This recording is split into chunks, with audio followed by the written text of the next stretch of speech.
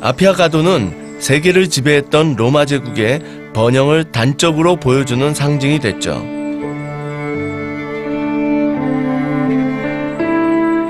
그런데 재밌는 건 이 길 양옆으로 늘어선 무덤들입니다. 도로를 따라 30만 개가 넘는 로마 귀족들의 무덤이 만들어졌었다는데요. 그건 신전을 지키는 여사제와 황제를 제외하고는 그 어느 누구도 성 안에 묻힐 수 없다는 고대 로마의 법 때문이랍니다.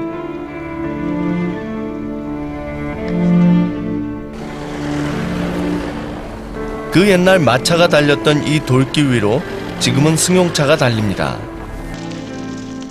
과거의 시간 속에 멈춰버린 것이 아닌 여전히 현재 로마 사람들의 삶 속에 존재하는 아피아가도.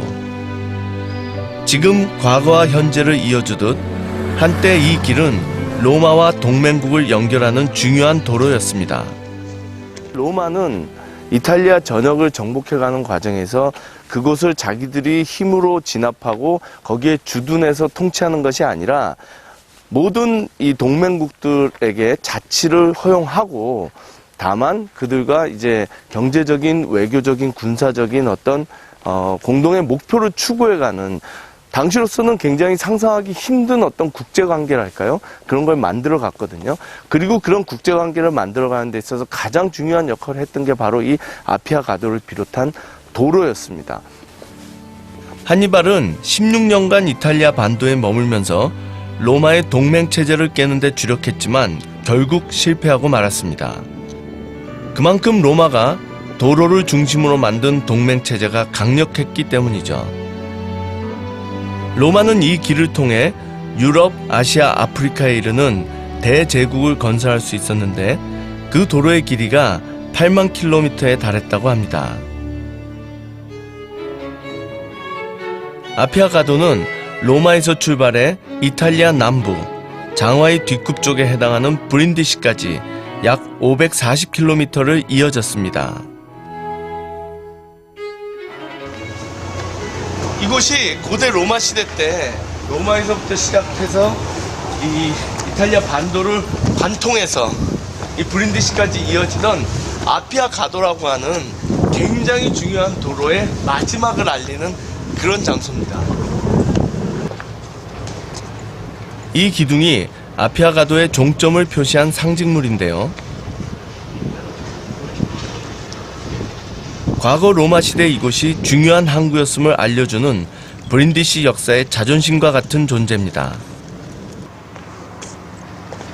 이제는 잊혀진 도시가 됐지만 사실은 로마 시대 때는 제일 번영했던 가장 활력 있었던 항구 도시 중에 하나고요. 수많은 사람들이 이곳을 통해서 그리스, 이집트, 그리고 우리가 오늘날 얘기하는 중동 지역으로 떠나가고 돌아왔습니다.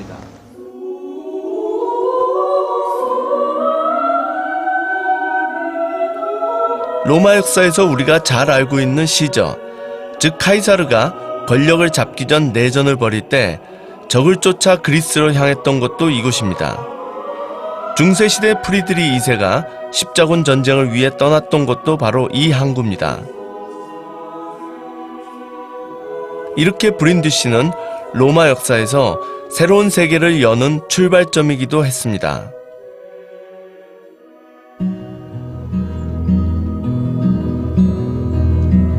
아피아가도와 함께 로마 토목 기술의 걸작으로 꼽히는 건축물이 또 하나 있습니다. 바로 로마 시내에 물을 공급했던 수도교입니다.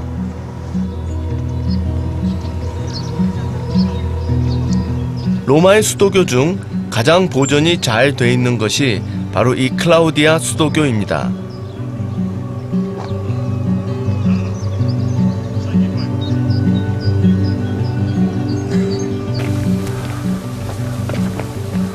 정말 대단하죠. 거의 높이가 10m에 이르는 이 거대한 구조물을 로마인들이 2300년 전에 이미 만들기 시작했다는 게 정말 대단한 것 같아요. 특히 이 수도교라는 것은 이 멀리에 있는 수원지에서 깨끗한 물을 날라다가 이 로마에 사는 시민들에게 깨끗한 물을 공급한다는 목적으로 지어진 거거든요. 그러니까 결국은 공동체에 살아가는 사람들에게 국가는 무엇을 제공해야 되는가, 이런 거를 이미 로마인들은 2300년 전부터 생각을 했던 거예요. 지금도 그걸 못하는 국가가 많은데.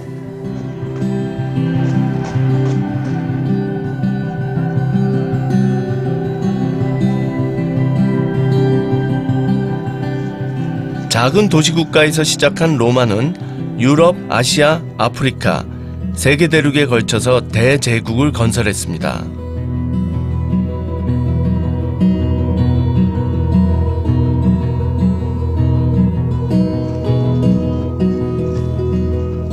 그리고 아피아 가도와 같은 도로, 수도교 등의 최첨단 시설을 갖추면서 그곳에서 살아가는 사람들의 생활 수준을 끌어올렸죠.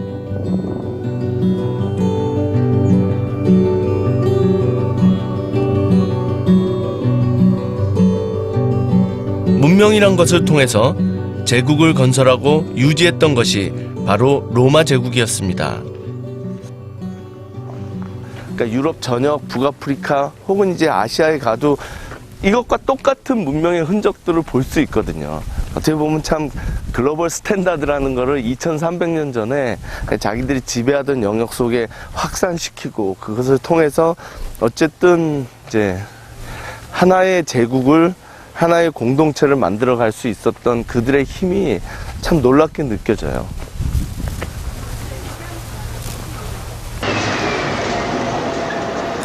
로마 제국의 화려함과 영광을 간직하고 있는 또 하나의 유적 포로 로마노를 찾았습니다. 로마인의 광장이라는 뜻을 가진 포로 로마노는 고대 로마의 정치, 상업, 종교 등 모든 활동의 중심이었죠. 4세기 말 로마 제국이 몰락하면서 자연스럽게 폐허가 됐지만 이곳엔 로마 제국 탄생에 숨겨진 이야기들이 있습니다.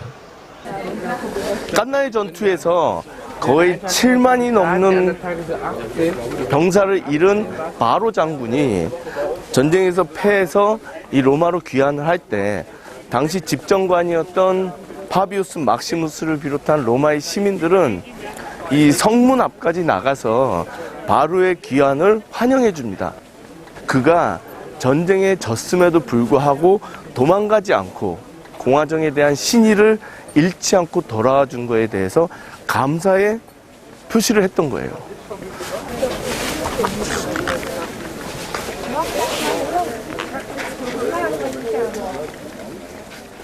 당시 로마는 카르타고의 명장 한니발에게 연전 연패를 당하는 상황이었습니다. 만약 로마인들이 서로를 믿지 않고 패전에 대한 책임을 물었다면, 그리고 오늘날 국회에 해당하는 원로원의 희생이 없었다면 로마는 끝내 승리하지 못했을 것입니다. 파비우스 막시무스의 예를 들자면 그는 자신의 한계를 너무 잘 알고 있었어요.